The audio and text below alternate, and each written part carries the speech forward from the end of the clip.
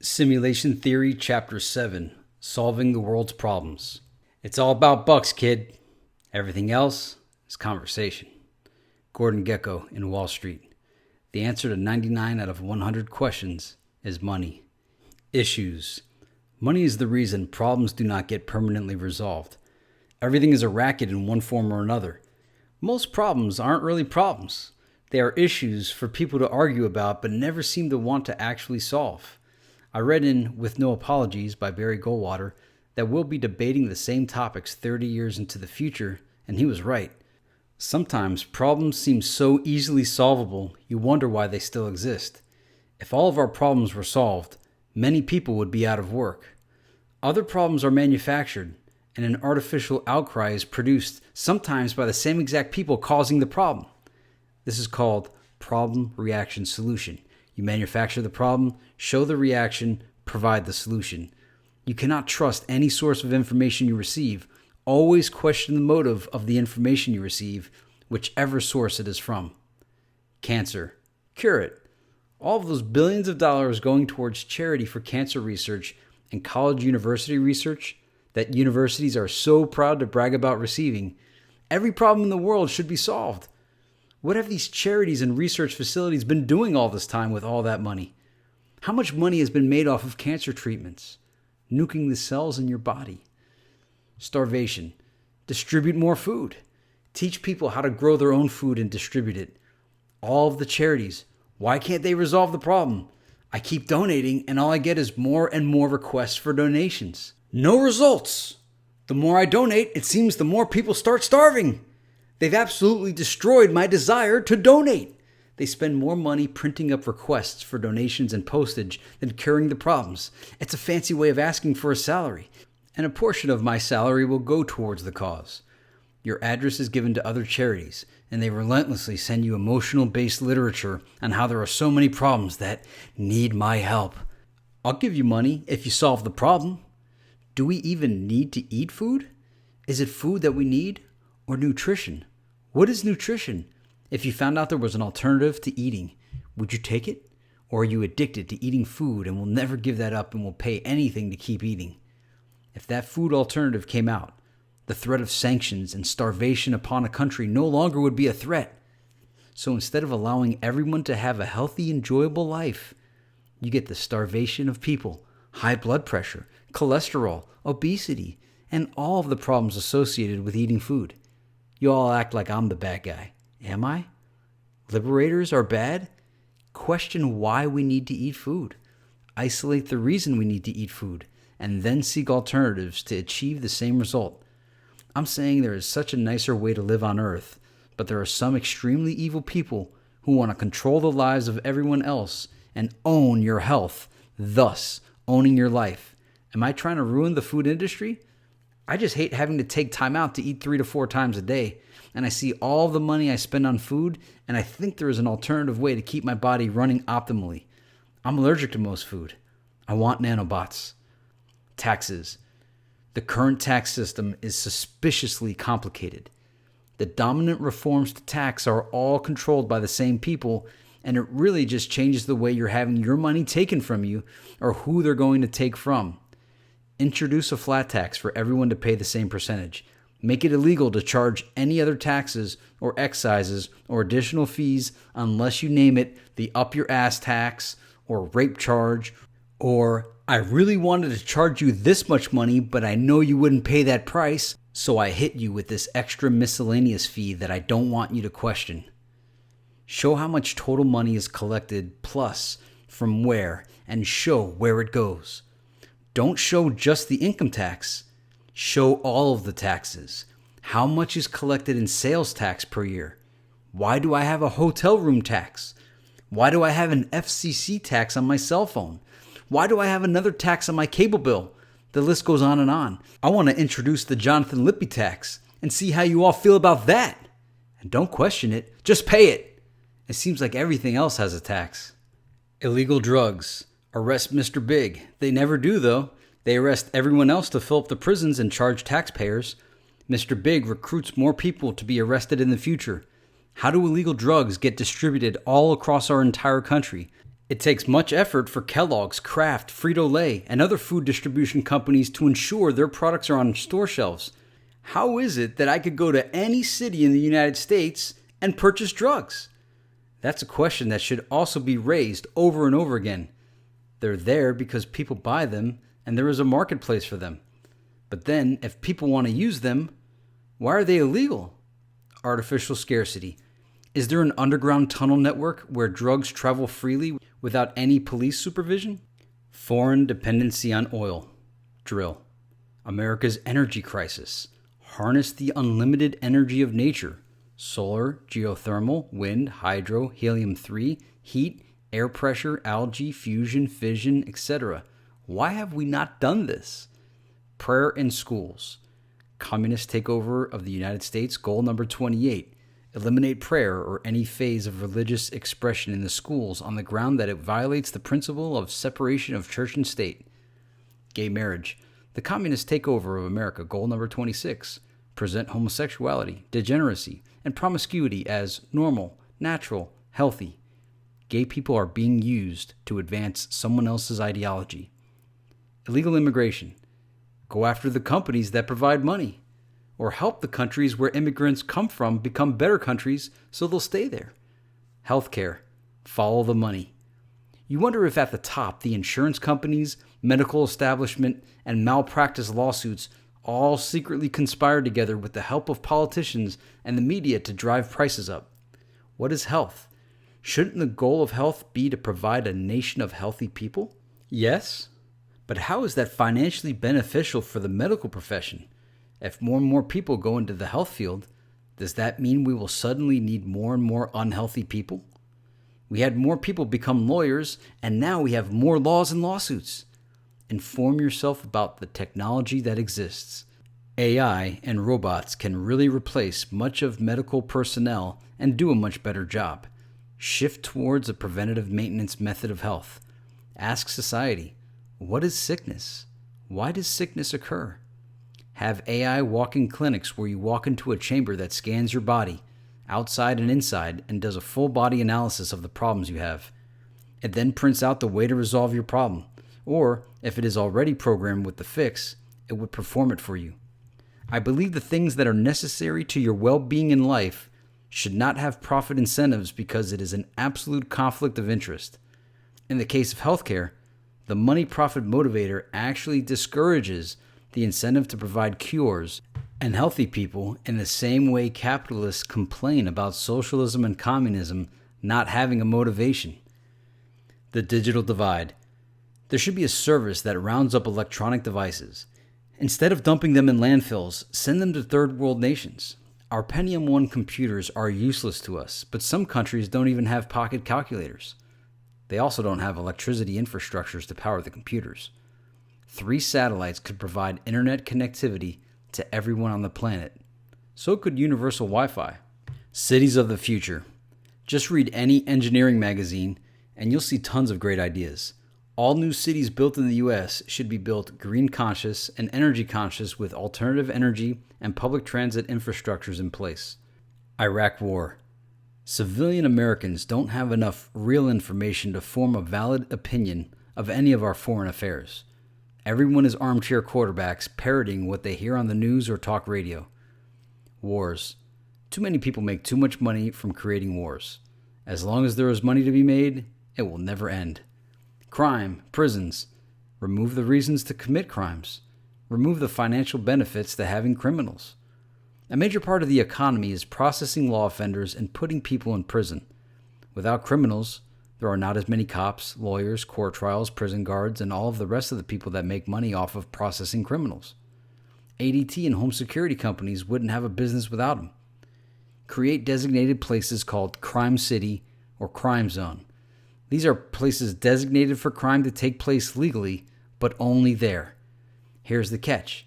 If you are caught committing a crime outside of Crime City, the penalties are severe.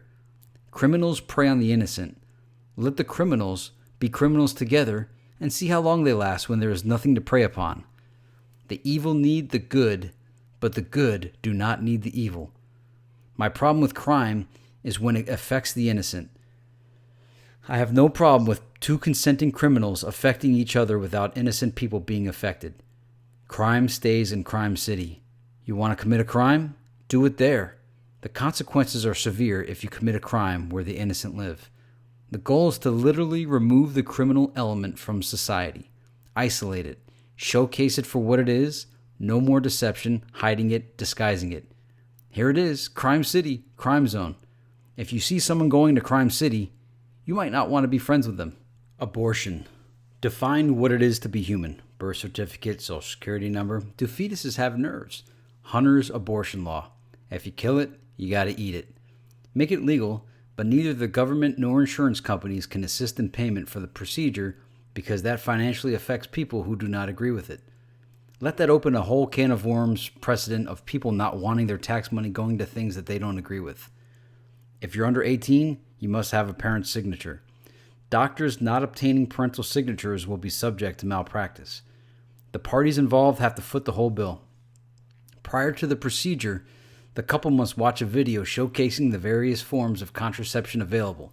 They will sign a document acknowledging they have been made aware of the various methods of contraceptives and issued a variety pack. Prior to having the procedure, they have to witness another person's abortion procedure and allow their procedure to be viewed by another abortion candidate. It seems like nobody wants to solve this issue. They just want to yell at each other. One side wants to blow up clinics and damn people to hell, and the other side wants to feel like they have these special rights to kill things. Everybody just wants it their way. Like Kang and Kodo said on the Citizen Kang episode of The Simpsons Halloween House of Horror. Abortions for some, miniature American flags for others. People make mistakes. However, there should be some form of a consequence besides the personal guilt. Positively reinforcing irresponsible behavior is backward. We parade irresponsibility. On the other hand, forcing someone to go through with an unwanted pregnancy is not beneficial for anyone. This is a situation where you cannot say, do whatever you want as long as you're not hurting another person, because you are. If we start openly killing aborted babies, what else will we start killing off because they're an inconvenience? Liberals support abortion, but call soldiers baby killers. One group wants to kill babies and let criminals out of jail. The other wants to keep all the babies alive and kill all the criminals, even though keeping some of those unwanted babies alive will create criminals. This is filled with slippery slopes and hasty generalizations. Nanny boo boo. Global warming. They want to introduce more taxes on you. Carbon tax, pollution tax, and more. One group wants to financially disrupt the corporations, slap you with a tax, and cause economic problems. The other group wants to deny that the problem exists at all, that it's a natural cycle of the earth, and to continue polluting. Both groups want to introduce a pollution tax. Here are the statistics that I've read that are alarming and probably not true, because if they are, we are FUBAR. Critical mass, point of no return, equals 400 parts per million CO2. Current equals 379 parts per million CO2. Growth rate equals 2 parts per million per year. Estimated time left, 10.5 years. I often wonder who really was behind EPA and what their secret agenda is. Was it to drive up prices and have companies blame it on the EPA standards? Racism. Every race in our country has millionaires. Everyone is trying to enslave each other. White people discriminate against each other. White collar, blue collar, country folk, city folk, Northeasterners, Irish, Italian, Jewish, German, French, etc. Spanish people discriminate against each other. Cubans, Puerto Ricans, Mexicans, Guatemalans, Dominicans, Colombians, Venezuelans, Nicaraguans, Argentinians, etc. Black people discriminate against each other. African Americans, Jamaicans, Haitians, Africans, etc. Arabs and Muslims discriminate against each other. The list goes on. And because everyone discriminates, everyone is racist. Racism exists for all people. However, if we have millionaires of every race, how is the financial opportunity not there for anyone to take part of? The reality is, we are all trying to enslave everyone around us, and we use anything we can to do it, whether it's color of their skin, the amount of money they have, what their sexual preference is, how they vote, what they believe in for a religion. The list goes on. Acknowledging that, maybe we could get past it if we acknowledge that we are all trying to enslave each other. To get beyond it, let us create robot slaves to serve us all. Somehow, I think humans will still want to control and enslave one another. What is the matrix? Control. Transportation. To fix the problem, we must first acknowledge that people financially benefit off of the misfortune of others, and that may be what is holding back progress. Things we believe damage our economy actually empower our economy. 2003 traffic stats. 42,643 auto deaths of people 0 to 34 years old. 2.89 million injured. $230 billion in damages. $820 per person. Traffic accidents equal economic stimulation. Think about how much money trades hands when a car accident takes place. How much money in traffic violation tickets, money for new roads and maintenance, money for funerals for road-related deaths, money Americans paid for auto insurance, money physical therapy for those injured, money in tolls paid, money in car repairs from accidents, money paid to lawyers, court fees, money in gas, money in man hours, policemen, insurance agents, etc. I don't believe humans should be the drivers of cars. I think our vehicles should be autopiloted through GPS. Plug in your coordinates, and the vehicle takes you there. Sure, it doesn't exist with our current infrastructure, but it can exist. Things won't change as long as there is a substantial financial gain to be made from the current situation. Traffic. If every car traveled at the same rate of speed, you could fit a monumental amount of more cars on the current roads that exist, and there probably wouldn't be any traffic jams. Lay $90 million of fiber optics for people to telecommute instead of spending that same money on adding another lane to I-95. If all cars traveled at the same speed, we could fit like 10 times as many cars on the road. The Commuting Database Relocator. Software that collects information on job occupations of people from bordering cities or regions and relocates them closer to home by swapping out their job with someone with similar job. For instance, if Joe lives in Miami but works at the Burger King in Fort Lauderdale, and Kim lives in Fort Lauderdale but works at the Burger King in Miami, they could switch locations. Apply this idea to every other occupation. If the positions are similar with different corporations, it could be attempted as well. This should free up a bunch of unnecessary and inefficient traffic, save gas, time, and natural resources. Design parking lots better. Instead of having traffic travel through the front where everyone walks, design the traffic flow to go to a separate direction of where people will be and have walkways for the human traffic to follow. Religious war. It is so hard to believe religions aren't true because billions of people believe in them. Only one of three can be correct. All three cannot be right, but all three can be wrong. Why can't people just be okay with other people believing what they want to believe in? How would you react to two groups of people killing each other over whether Lord of the Rings was the truth or Star Wars was the truth? You snicker at that thought because these are works of fiction. Do you snicker at the Bible or the Quran? Do you fear talking bad about a religion because you fear God or fear what man will do to you for talking bad? Would the world put up with the Star Wars Lord of the Rings war? That sounds so absurd, doesn't it? Yet, the world consistently puts up with a Judeo-Christian versus Muslim war or variations of it.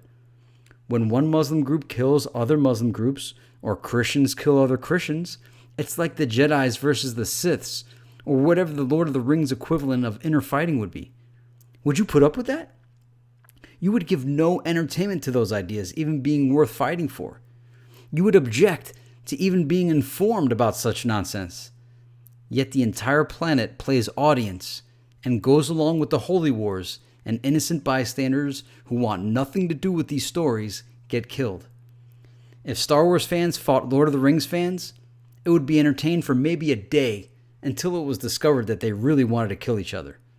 Then people would step in and say, "Hey, enough of this nonsense, fellas. Come on, it's a movie." Corporate corruption and the military-industrial complex. Create the United States Bank of America for an electronic profit-sharing program for authentic American citizens to enjoy a piece of the financial gains from the conquering of other nations and globalization. Then you'd get people to go along with everything. When you see public opposition to anything, it really is various groups or countries asking to be let in on the racket or get a piece of the pie. People don't care about morals, they care about money. They use appeals to emotion and morals to gain support, but all they want is the money. In the end, one group suffers and another prospers. By the way, this proposition is a joke. I'm I'm trying to get a point across. Profit motive really destroys my belief in anything because they propagandize your mind to think it's about a great ideal. And I really, really believe it and try to uphold the ideals. And then I find out that no one else does. And everyone is just in it to get money and find believers like me to manipulate and use and take for a sucker. When I discover this, it causes me to want to destroy their racket because I'm so furious at having my goodwill used in a wrong way. Inflation. Inflation exists so that people can't jump socioeconomic classes just because more money and opportunity is available. Observations. Solutions to problems are not economical. Peace, war, complaining that there are starving people, the world is so bad. Where is the why? What is the root cause of a problem? I don't hear solutions that make sense. Send money is what I hear. Everyone is conducting their own telethons to raise money and power when they complain. I go outside and see a beautiful world. The news is a telethon for special interest groups. Don't we pay taxes so people can take care of the problems? Why do I still have to hear about them? It's never enough money, I guess. They want more, so they drive us nuts with the news until we say, fine, here is more money, fix it. And they never do. Everyone is trying to get a piece. If everything was fixed and resolved and automation existed for everyone to have everything they need in life, we could stop manufacturing conflict.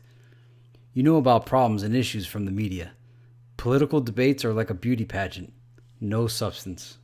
There is no solution. The world is exactly how we want it to be.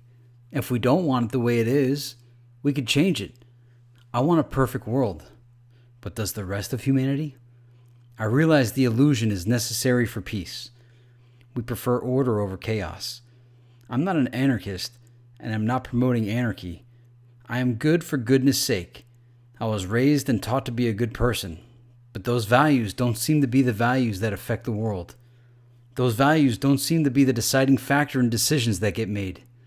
The parading of those values are, and that is to get other people like me that are good for goodness sake to go along with the agendas that in the end we find out don't benefit us or our morals. The people suffer. Those in power seldom do. Both political parties do things that seem of no benefit to the people of the United States and for the most part detrimental to our country. I have to adopt a conspiratorial approach to reality because if I don't, I would lose my mind by being upset with the terrible decisions that get made. I'm a happy American with a happy life. I just go crazy hearing the supposed problems that exist. I hate hearing complaints. You might think I complain a lot. I'm just stuck in the wrong time period. I want to be in the future already. I'm not mad at America. I'm calling out society for what it does. All societies. Believe in yourself, value yourself, and you will value your country. Don't let them darken your shine. Shine on. Shower the world with shine. I don't want to participate in a racket, but at the same time, I don't think we should all have to work and pay for all the things we pay for when the technology exists for us to not have to pay for anything or ever work and be healthy and yes, a perfect happy little utopia. Why would anyone want to remove "In God We Trust" from anything? God is universal and neutral. We promote bad things and celebrate mediocrity. Does that seem backward? Does that seem foreign? I still am an American first and an earthling always. Team USA forever. United we stand, divided we fall. We need to focus on what we agree on and unite on that. The things we don't agree on, I welcome a sound discussion based on reason, fiscal responsibility, and the long-term health of our nation. The dividing ideas that are illogical or unjust should be exposed and nullified. An open discourse on all ideologies of peoples should be had, and the faults in each ideology exposed so that we can create a new one. World ideology based on reason, science, common sense, logic, and the appreciation of God of your understanding for the great universe we inhabit. Laziness, greed, irresponsibility, and the fear of responsibility must be removed from our psychologies. These are paths to the dark side. About energy. Energy is the most important aspect to your freedom. Your ability to create your own energy gives you independence. Energy independence should be our prioritized goal, not only as a nation, but as individuals to liberate ourselves from our nation, and each person can be their own nation. You are a citizen because you depend on your nation to provide things. In the past, these things didn't exist yet, and it made sense. For us to still be citizens to nations for resources is obsolete. The technology exists for every person to create their own energy and manufacture every good they could ever need. Look up the Fabber or Fab at Home and know that this is what they show you as consumers. Imagine what the top-of-the-line industrial machines can do. The way they rule us is by giving us what we want. We should demand energy independence, free energy, free communication, and the ability to create all of the goods we want for free with the Jetsons version of the Fabber Fab at Home. Also, shorten the work week or abolish mandatory work altogether. If there is something that an overwhelming majority of people do not like, change it. This is our world. College notes. Creative writing. Journey of the hero. 1. Ordinary world. 2. Call to action. 3. Reluctant. 4. Wise old man or woman. 5. Into the special world. 6. Tests, enemies, allies. 7. The innermost cave. 8. The supreme ordeal. 9. Seize the sword. 10. The road back. 11. Resurrection. 12. Return with the elixir. Radio advertising. Simple. Functional ad. It's an acronym for safety, indulgence, maintenance, performance, looks, economics. Pleasure is for emotional appeal, and it's an acronym for people, laughter, enlightenment, allurement, sensation, uniqueness, rivalry, esteem. This concludes Chapter 7. Author comments. Well, this is probably my least favorite chapter so far. My politics have changed somewhat. I think a big moment for me was reading Atlas Shrugged and Economics 3rd edition by Thomas Sowell. I read those around 2010, and this came out, in 07, 09, and it was probably based on things I had thought between 2002 and 2007. I was learning my way in the political world and trying to make sense of breaking free of the traditional worldview over to a conspiratorial worldview and seeing how far the rabbit hole goes. So some of the stuff is pretty naive, others slightly arrogant, to think that I could solve all the world's problems. But I think what it is, when you're young, you just look at the stuff and you're like, man, this stuff is easily solvable. How can they not figure it out when I'm a 20-something-year-old and I can figure it out? So I guess there's no easy answers to anything. I don't even really feel like going through what was in here. If anything, it captures my mindset in my 20s. And some of the thoughts were cool, but whatever. Let me just cycle through all this, see if I have any. Yeah, like cancer, cure it. That was actually a pretty good idea. Just cure all the diseases. Starvation. I read in Buckminster Fuller's book that we overproduce food every year, and yet people starve. It's a political problem, not an ability to create food problem. Taxes. Illegal drugs. Arrest Mr. Big. That was the right answer. Energy crisis, prayer in school. Yeah, some of this stuff was kind of like, learning left wing versus right wing economics. And really what it is just that extremists from both parties and from all special interest groups, they propagandize you to believe what they want you to believe. And, there's probably think tanks that get us to even, they create these, boxes that you have to be. Like if you're Republican, you got to believe these set of things, and if you're Democrat, you believe these set of things. But some of the things should cross over. For instance, I know a lot of Democrats that like owning guns and think it's a good thing for people to be able to protect themselves and defend themselves. And that's not popular in the Democrat, or really amongst liberals. I think Democrats are for guns, liberals not so much. There's a difference. And that's the other part I probably didn't understand yet either.